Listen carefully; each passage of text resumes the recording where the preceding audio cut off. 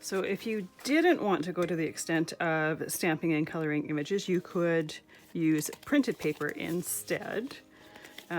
So this paper is absolutely perfect. It's one that's got 3x3 squares on it. A little bit harder to find papers with 3x3 squares on it, but because these here need to be 2 7/8 by 2 7/8, you only need to get or just trim just a tiny little bit off of it. If by chance the other side has a print that you love, then you only need the one sheet of printed paper plus your card base. Otherwise, you'll need to choose a printed paper to go with it.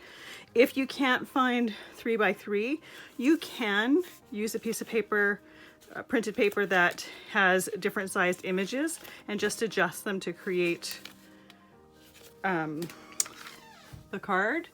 So that last one was a Graphic 45 one. This one here is, I can't remember what company makes this, but you can adjust papers to fit. Like this is a 4x6 that I just cut down and then created those pieces there. So it is possible to adjust other papers to fit the card and to work with it, but the easiest one is the ones that are 3x3. So the very first step is cutting these all apart, which I have done here. So these are cut all down, and then these ones are cut down to 2 7/8 by 2 7/8. Of the ones that are left, you're going to, if there's ones that you absolutely love or identify with, which for me, that's this one here, you're gonna set it aside. And you're gonna use these to cut your prints for the rest of your card. If you want to pre-cut them ahead of time, you can do that. I've got, for this particular one, I've got it listed on the supply sheet, which ones need to be vertical and which ones need to be horizontal. Otherwise, if you prefer, you can do it while you're creating your card. If you have a print that is not directional like this, you can just cut them all ahead of time. The amounts that you'll need are listed on the supply sheet. So I'm just gonna pre-cut my pieces, just a moment. All right, so I've got everything cut for what I need. I've already got my card base created because once you've seen me do it, you don't necessarily need to see that again. So this is gonna come together super, super quick because all of my pieces are pre-cut and ready to go. I ended up swapping out this one at the end, which you'll see because I just like it and it is appropriate for me because I overthink absolutely everything. All right, the side panels here are ready to go. Once again, make sure that you're using a liquid glue for this because it's much easier to put some liquid glue down and then to shimmy it in place and make sure everything is lined up. If you have a tape runner, you're going to be constantly lifting it up and pulling it, and there's a chance you might tear something. So better to have some liquid glue and be able to shimmy things in place.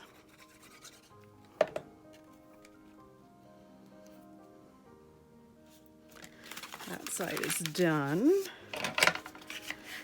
Let's get this side here, try to make it lie as flat as possible. Easier to lie flat when before you glue your pieces onto it. But typically when you're playing around with it, you don't necessarily need to have it lying flat anyways.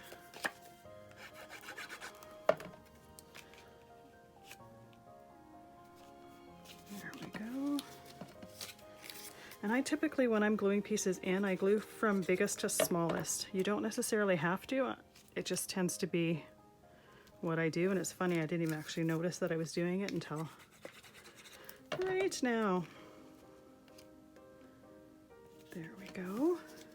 And then our little bits.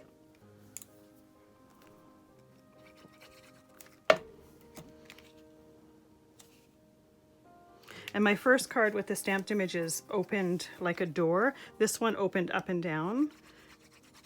It's just personal preference. You don't need to do it one way or the other. Whichever way you choose and you like is going to work.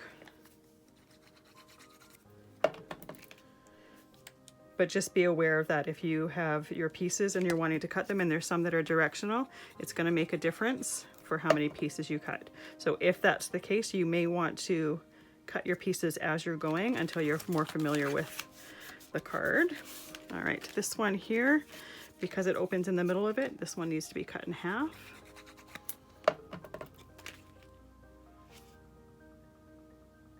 And I try, when I'm lining things up, I try to line up the edges of the cardstocks together. It just makes everything look a little bit nicer when things are lined up. Sometimes if you've already glued something in place, it's a little bit harder,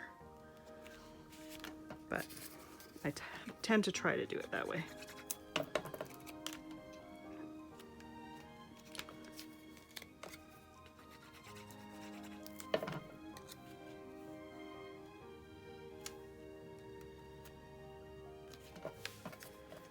But you can see once you've got the pieces all cut, that's the part that takes the longest for this. Assembling it is really quite quick, especially if you're using printed paper. Obviously, if you're stamping and coloring images, that takes a little bit too. But for some people, they don't necessarily love to stamp and color, so this is the perfect solution. Last side here.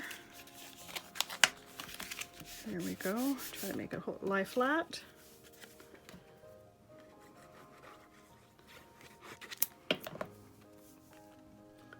Oops.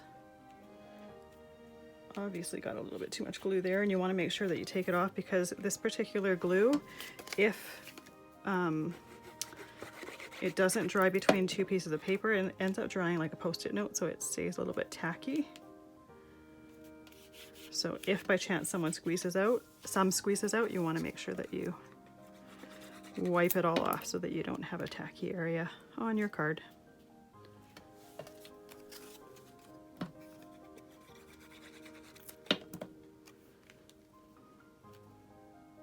But this could be super fun with some brightly colored paper for a child's birthday. Oops. And don't do that, because now I've got glue on top of that piece there.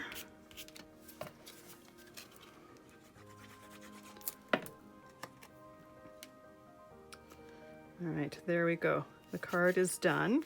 I'm leaving mine like this, but if you wanted, you could take the glitter pen or a different pen, and you could add accents to some of the printed paper, some of the words or whatnot. You can bling it up a little bit. This particular one I left very, very simple. But there you go. Now you know exactly how to create a continuous fidget card. And it's one of those things that once you start fidgeting with it, it's really hard to stop.